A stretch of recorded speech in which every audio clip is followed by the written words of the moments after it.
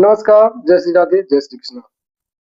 एक बार फिर से सीबीएसई बोर्ड कक्षा 12वीं की कविता आत्म परिचय के कुछ और काव्यांशों के साथ उपस्थित हूँ आपके बीच में। आइए कुछ और पंक्तियों के भावार्थ को सरल शब्दों में समझते हैं। वीडियो को अंत तक जरूर देखिएगा, परीक्षा की दृष्टि से बहुत ही महत्वपूर्ण होने वाला है। तो कवि हरिवंश राय बच्चन जी आत्म परिचय कविता में लिखते हैं। अगली पंक्तियां उनकी कुछ इस प्रकार है। मैं निज उड़ के उद्गार लिए फिरता हूँ, मैं निज उड़ के उपहार लिए फिरता हूँ। है यह अपूर्ण संसार ना मुझको भाता, है यह अपूर्ण संसार ना मुझको भाता। मैं स्वप्नों का संसार लिए फिरता हूँ, मैं स्वप्नों का संसार लिए फिरता हूँ।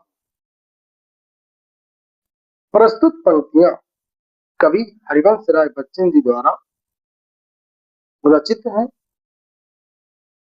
जो कि आत्म परिचय नामक कविता से ली गई। उपरोक्त पंक्तियों में कवि कहता है कि वह अपने मन में उत्पन्न होने वाले भावों के साथ जीवन यापन करता है और उसके मन में उत्पन्न होने वाले भाव और विचारों को वह एक उपहार के रूप में स्वीकार करता है। कवि कहता है कि यह संसार अपूर्ण है, अर्थात इस संसार में कोई भी चीज पूर्ण नहीं है और इसलिए यह इस अपूर्ण संसार को बिल्कुल भी पसंद नहीं करता है या यह संसार कवि को बिल्कुल भी अच्छा नहीं लगता है। कवि अपने सपनों का संसार बनाता है और उस सपनों के संसार में ही मस्त होकर जीवन यापन करना चाहता है। कविता की अगली पंक्तियां कुछ इस प्रकार है। मैं जला हृदय में अग्नि दहा करता हूँ, मैं जला हृदय में अग्नि दहा करता हूँ। सुख दुख दोनों में मग्न रहा करता हूँ, सुख दुख दोनों में मग्न रहा करता हूँ। जग भव सागर तरने को नाव बनाए, जग भव सागर तरने को नाव बनाए। मैं भव मौजों पर मस्त बहा करता हूँ, मस्त बहा करता हूँ। बहुत ही अच्छी पंक्तियां है।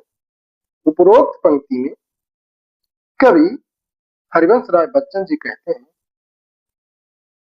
कि मेरे मन में वियोग की अग्नि प्रज्वलित होती है, अर्थात मैं अपने हृदय में प्रेम की अग्नि प्रज्वलित करता हूं और उस प्रेमाग्नि में मैं खुद को खूब तपाता हूं। अर्थात कवि को कभी प्रेम हुआ था और उस प्रेम को अपने दिल में आज भी संजोए हुए है और जब कभी उस प्रेम की याद आती है तो उसका जो हृदय है वो अग्नि की भांति दहकने लगता है।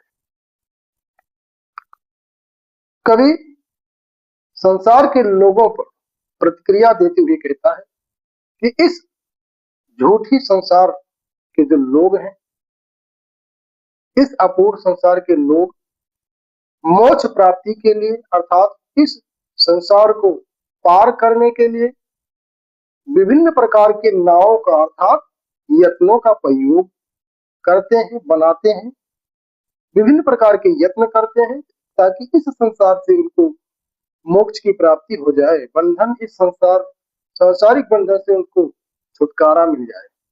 लेकिन कवि अपने विचार को प्रकट करता है और कहता है कि मैं तो इसी संसार रूपी सागर में सुख और दुख रूपी जो लहरें उठती हैं उसी के बीच में मस्त होकर जीना चाहता हूँ।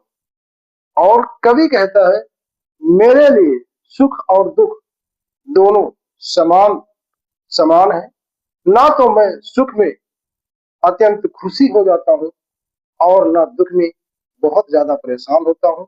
सुख और दुख दोनों में मैं समभाव रखता हूँ।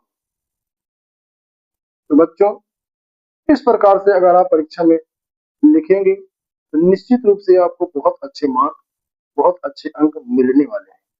तो बने रहिए हमारे साथ, अगली वीडियो के साथ फिर मिलेंगे। तब तक के लिए जय श्री राधे, जय श्री कृष्ण।